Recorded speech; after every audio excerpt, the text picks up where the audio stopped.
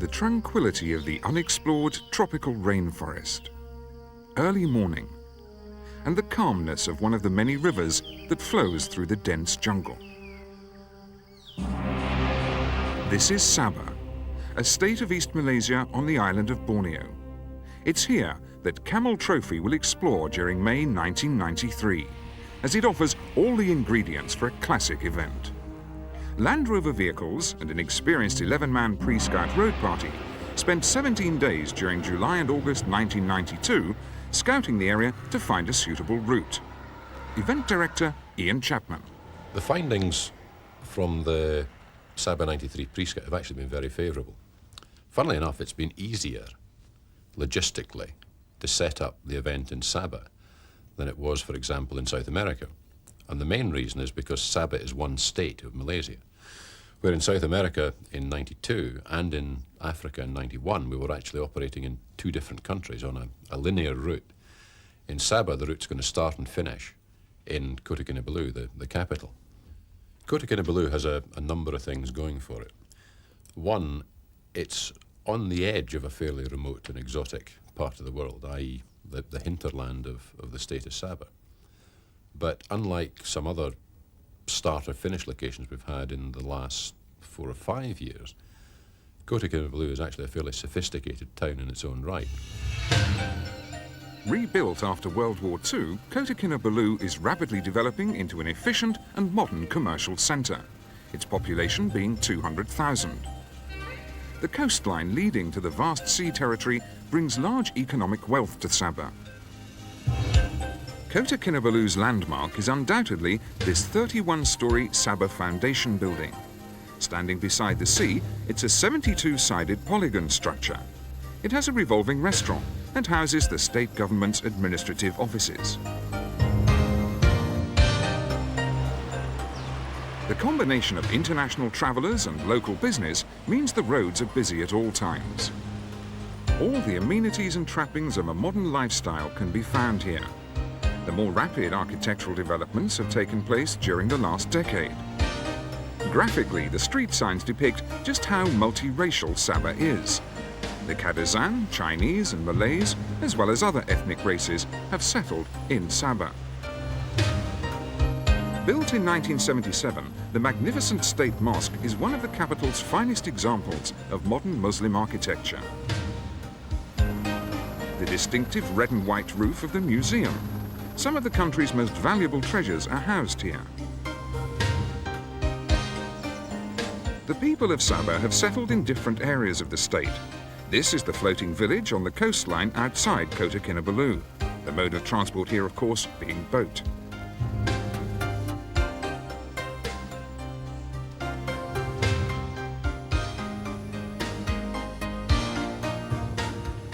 There are many rice-growing districts.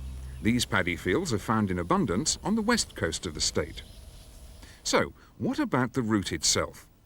Starting and finishing in Kota Kinabalu, the teams will travel clockwise, circumnavigating the 72,500 square kilometres of Sabah. And all this to take place during a period of just 17 days.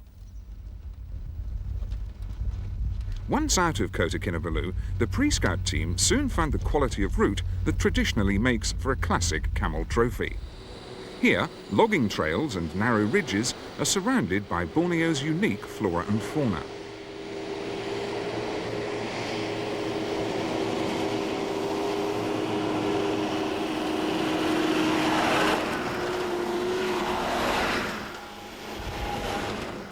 The event has not visited Borneo since 1985.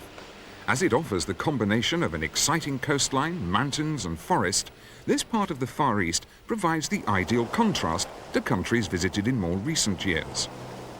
A fast-flowing river, quite easily navigable, with the lack of rainfall for this Land Rover discovery, as the pre-scout team split up, searching for alternative routes. Event coordinator Nick Horn gaining geographical knowledge, talking with a local guide. So whereabouts are we going to go tomorrow from Podi? Straight up here, or is there a defined track? This is the only available at the moment. This is the only one possible? Possible. All right. Well, all we can do is have a look at it tomorrow, and see how far we get. And if we can't make it through, we can't make it through.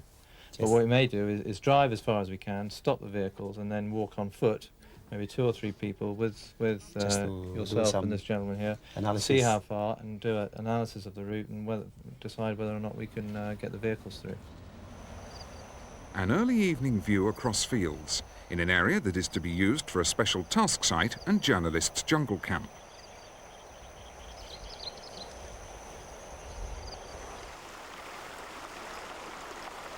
Unknown trails and hazardous tracks leading down to this rope bridge high above the riverbed. This section of the route had to be scouted on foot.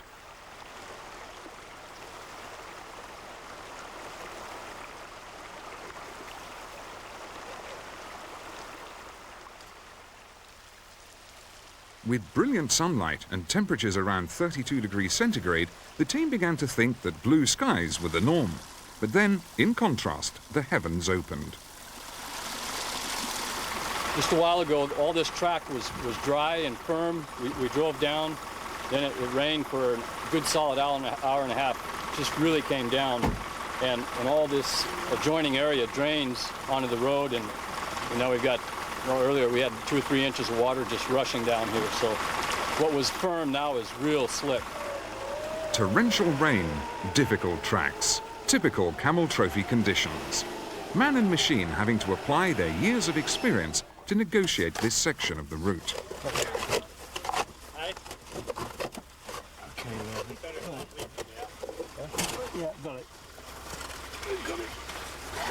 Only a few hours delay as nightfall approaches. Sweeping gravel roads, not too much dust at this time, the surface still damp from the heavy rain. For the event this year, the teams will once again drive 5-door Land Rover Discovery TDIs, the support vehicles being Defender 110s.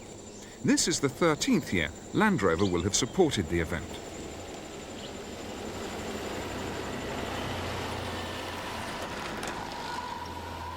In this spectacular region of the world, clouds appear during early evening, scattered amongst the maze of clay tracks and mountains. By morning, wonderful jungle sounds and dazzling sunlight. Another day, and evidence of how damaging heavy rainfall can be. Right, there's been some fresh choppings down here, probably like maybe just a little bit of a footbridge, but even that's given way, and some logs way down the bottom. So it's all pretty much undermined, and there's a creek running down through it. Well, what's interesting is that the logs seem to be traversing the road rather than going with it, which to me implies that they've fallen in the past and have just been covered by layers and layers of mud and silt, presumably due to successive rainfall and erosion. A temporary man-made bridge. Built by assembling fallen tree trunks and branches, the wood is lashed together using rope. Although this track was an obvious clearing in the jungle, no vehicles had attempted this route for many years. Richard Barr, a Camel Trophy veteran, monitors the safe crossing of the Discovery.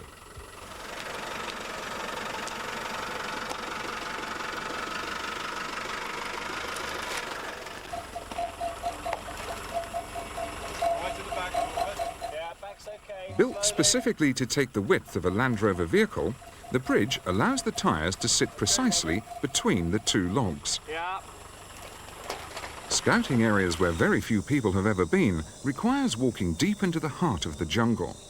The pre-scout team approach on foot into the Maleo Basin, which is set in the southeast of Sabah's interior. This area is known as the Lost World.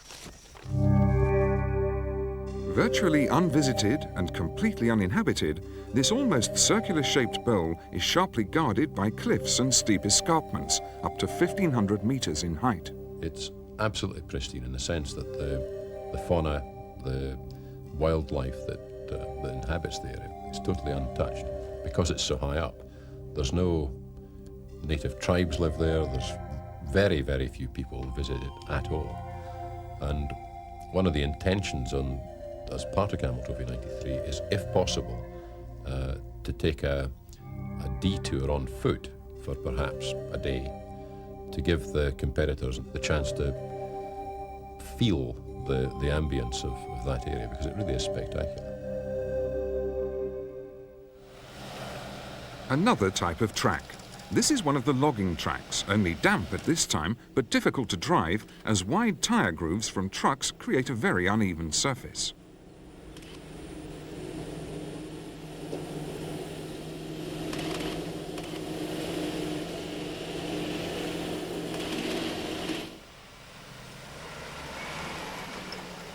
The constantly changing terrain, equally matched by the brilliant scenic views, especially towards the end of the day. As the vehicles make their way to a campsite for another night, having spent many long days on the move, it's time for servicing, repairs and routine checks. Two mechanics travel with the team throughout the pre-scout. To the drive hub, to the disc. On the other side is to the disc caliper, yeah? On the move again, this hill climb not proving too difficult for the Discovery. A heavy fall of rain and 30 vehicles attempting this route will provide a variety of four-wheel drive challenges.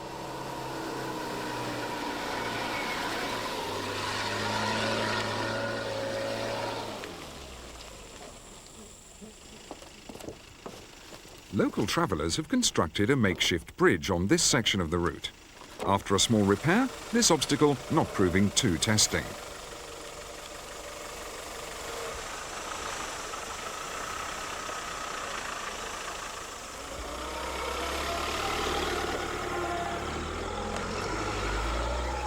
In comparison, a large collapsed bridge sitting high above the jungle floor. It could not be negotiated with so few people.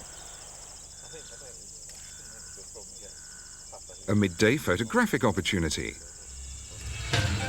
This is the highest mountain in Southeast Asia, Mount Kinabalu. Low's peak at 4,101 meters is the highest point on the mountain.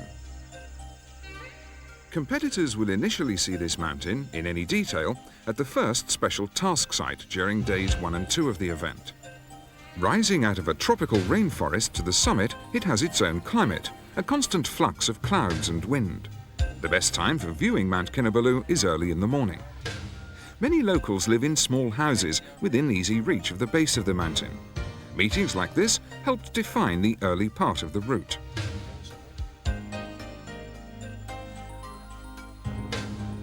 En route, this mountain can be seen at various locations as it dominates. Everything else appears in its shadow. Very few up-to-date detailed maps exist of Sabah. Local guides, proudly bearing the Camel Trophy badge, assist in route finding and often travel with the convoy as it makes its way around the state before returning to Kota Kinabalu, having journeyed over 2,500 kilometers. In complete contrast to the interior of Sabah, this is the island of Manakan. It can be seen from the shores of Kota Kinabalu. It's one of 3 paradise islands set in the deep coral waters of the China Sea. The Tanjung Arrow Beach Hotel is going to be the headquarters for Camel Trophy 1993. It offers all the qualities to play host to this international event. Ian Chapman once again. White coral beaches, fantastic ocean views, start and finish. Mount Kinabalu, the Lost World, every water crossing from creeks to major rivers. There'll be rafting. There's even one particular part where we think we're going to have to put the cars on a mini railway to get them through one gorge. So the variety is going to be there. The challenge is going to be there. What it ends up at the end of the day is what the competitors put into it. And for every Camel Trophy in the past, it's been first class. I don't think this is going to be any different. I'm really looking forward to it.